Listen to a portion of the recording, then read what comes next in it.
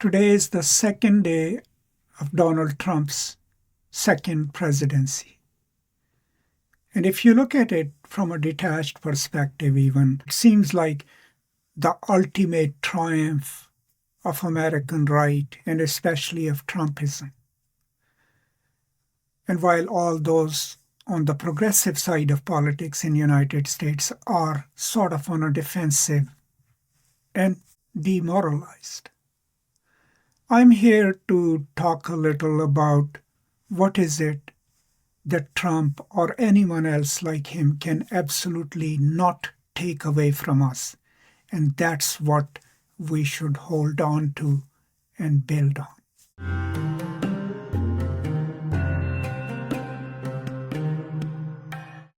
So please don't get me wrong. I'm not naive. I understand American politics. And I see Trump not as an end in itself, but rather the largest and loudest symbol of the political malaise of American society.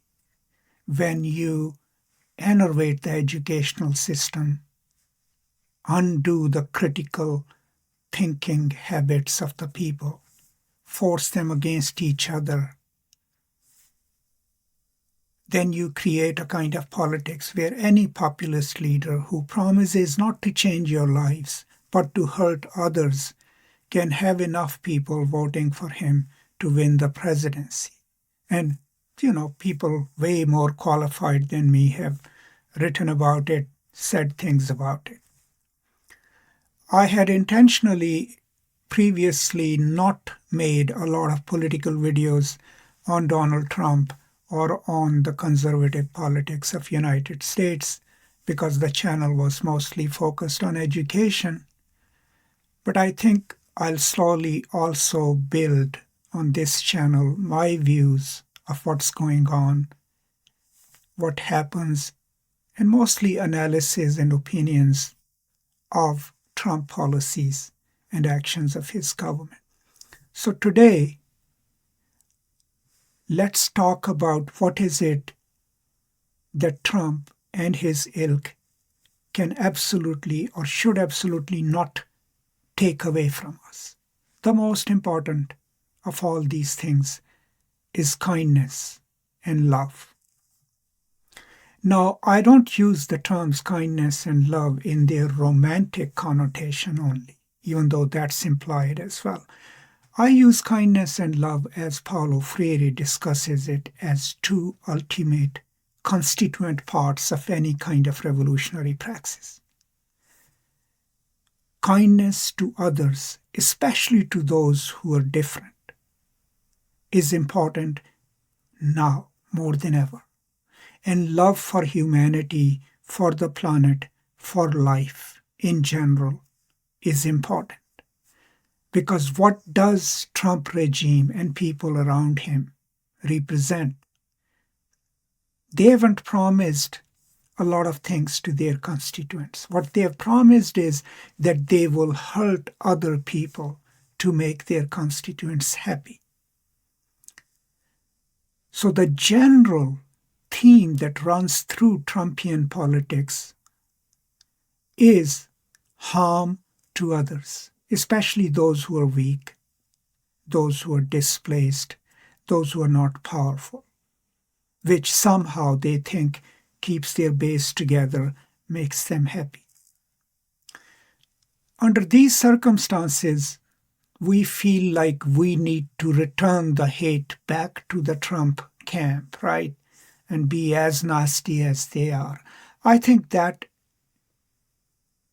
is not who we are, and that is not effective. Because then it falls into the liberal baiting that the right-wing media and the right-wing pundits and bloggers always use, right? They say something so that we get on our high horse and start lecturing them. I think we should pause and step back and then extend love and kindness to people around us. Whatever are our limitations, it costs nothing to be kind. to be generous, right? And to extend love. It doesn't have to be anything material. Just a smile, right? A kind word to someone who otherwise might not expect it from you. That is what we need to do individually and collectively if you call yourselves a progressive. Not anger, right? But love. Because the way Paulo Freire talks about it is for his idea of solidarity is built on a love for life and love for others, especially for those who are under attack, and kindness and generosity of spirit and real kindness. Because he connects it to building a solidarity, right? To keeping true to who we are. So one thing that we can ensure that Trump and his people do not reshape us into their own image as angry people, right, is to constantly keep focusing on what defines us, love and kindness for others. Another important element of revolutionary praxis and thought for Freire is critical consciousness. And that's where you, me, and anyone else who has access to any resources, academic publishing, blogs, YouTube, no matter where you are on social media, is to constantly critique anything that you think is harmful to us, harmful to the planet, harmful to the world, harmful to those who are in a weaker position. Because critical consciousness does two things, right? It makes us constantly think about the world in critical terms, but it also constantly keeps the power, in this case Trump and his brand of politics, from normalizing, right? How does a system capture us and conquer us? By normalizing itself, by silencing us.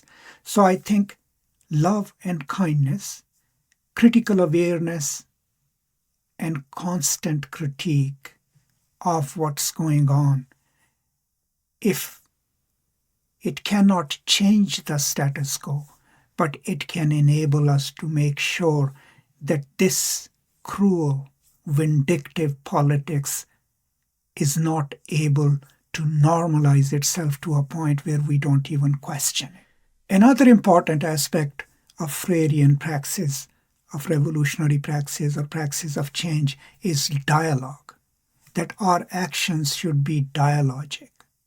Now, of course, those who are in the orbit of Trump's ideology are not going to dialogue with us. They are triumphant at this point. They think they can shape America and the world in their own image.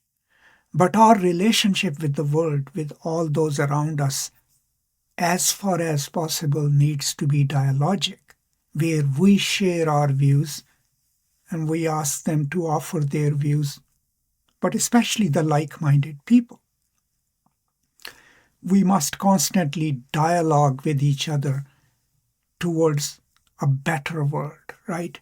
Towards an alternative to what is being proffered at this triumphal moment of the American right as, something that is here to stay.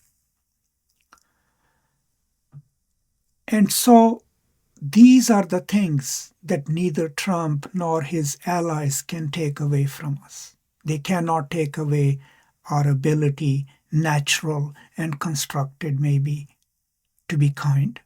They cannot take away our capacity to love. They cannot take away our habit of critical thought. And they cannot take away our ability to dialogue, even under most difficult circumstances. Now, I have been reflective throughout this election and then the results. And I've noticed that the last time when Trump won, I was really devastated because I was deeply invested in Hillary Clinton's campaign. despite her flaws. But this time, I wasn't deeply committed to the Democratic ticket, even though I voted for the ticket. And the reason was that Democrats, especially when it comes to Palestine, had failed me and so many others like me. But in the last instance, I did vote for the vice president. So we should take this time also to rebuild